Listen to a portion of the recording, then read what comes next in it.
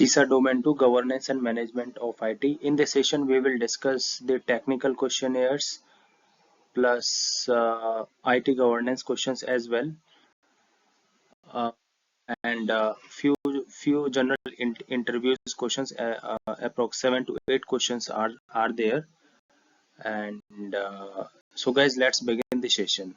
Let's see what are the questions inside. Here the question number 1: when developing a ESP means Enterprise Security Program. CSF would be, what is CSF? CSF is the, see in questions, this is a direct questions. However, for your sake, I had mentioned the definition of a CSF here. Like CSF is these are the key areas that an organization primarily focus on goals and objectives. Okay, so the critical success factor. CSF is the critical success factor. Critical success factor, CSF. Number one option is establishment of review board. Second is creation of security unit. Effective support of an executive sponsor. Selection of security process owner. Option A is not very much close of CSF because review board, it's not a primary perspective from CSF. Creation of security unit. Okay, how you create the security unit, it's a thing which comes later. So this is also not the primary key success factor. Effective support of an executive response. The question is arising, what is the executive response sponsor? So executive sponsor are the senior most executive members on the board who is responsible to make the project successful. So this is the definition of executive sponsor. Last is selection of security process owner. So security process comes later. First, anyone from the organization who needs to take the responsibility of a project success is a primary responsibility. So let's see the correct answer. Answer is C, effective support of an executive sponsor. Here executive sponsor are the senior members in a corporate who is responsible for project success. That's why this option C is correct. Otherwise, security process owner is the secondary part. Coming to the next question, which of the following technique used in the denial of service attack? Options are password cracking, firewall evasion attack, and social engineering. I'm moving to the correct answers mentioned in the next slide. If you need more time, you can make the video pause here. The correct answer is flood attack. Next question, which of the following is a key component of disaster recovery? Very important. Options are business continuity plan, backup and recovery procedures, risk assessment, and firewall configurations.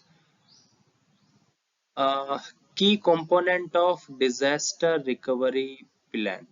Most of the candidates think that DR is established to continue the business continuity, but option A is not correct because the primary key component of disaster recovery is not the business continuity. The establishment of disaster recovery is different. The purpose of disaster recovery is just to ensure that backup and recover procedures, our data would be saved in case of any disaster happens. So option number B, backup and recovery procedures are the key components of the disaster recovery plan. The answer mentioned here, backup and recovery procedures. Next question is, the disaster recovery and simulation are the same? Uh, I don't know whether you know the correct answers or not, but both are actually different.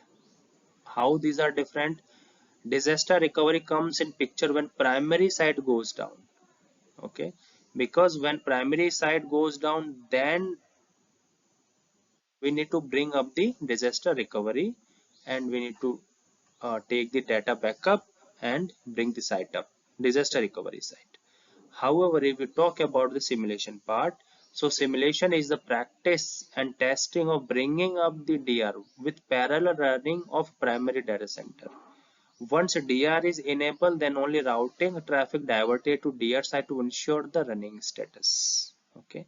So simulation means at the same time our primary data center is also up and our disaster recovery site is also up. Why? Just to make sure that we have both sides running at the same time. Then a question arises that which site have to cater the services, right?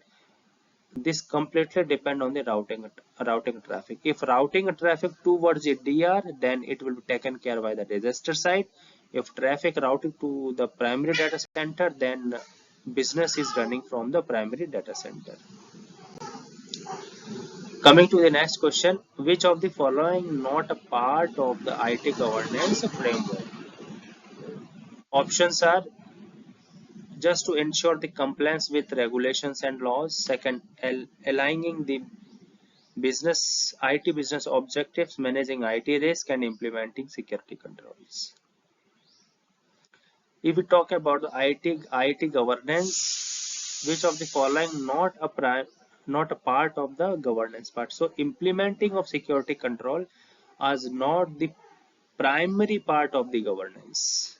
Here the answer is implementing security control is a part of the security program, not the primary function of IT governance. Question Next question is which of the following is a key principle of ISO 27001 ISMS? Number one is risk avoidance. This question indirectly saying that what is the purpose of ISO 27001? Is it established to ensure the risk avoid, for perimeter security, for least privilege, and for continuous improvement? So the correct answer is continuous improvement. Okay, it's not to avoid the risk, it's not for like the other kinds of mitigation risk. No, it's for just to ensure that our organization should be protected from risk, so that the risk we can accept like an risk appetite, and when it's come to the acceptable level. So continuous improvement, right? Later on we have to minimize the risk to a level where we can accept the risk with zero impact. I hope this helps you. Next video on the CRISC. This is a very mandate certification if you are looking for GRC, TPRM, and information security domain. So CRISC is a very basic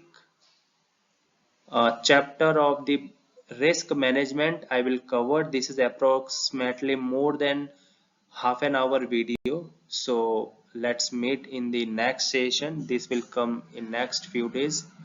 Thank you so much. Have a nice day. Take care.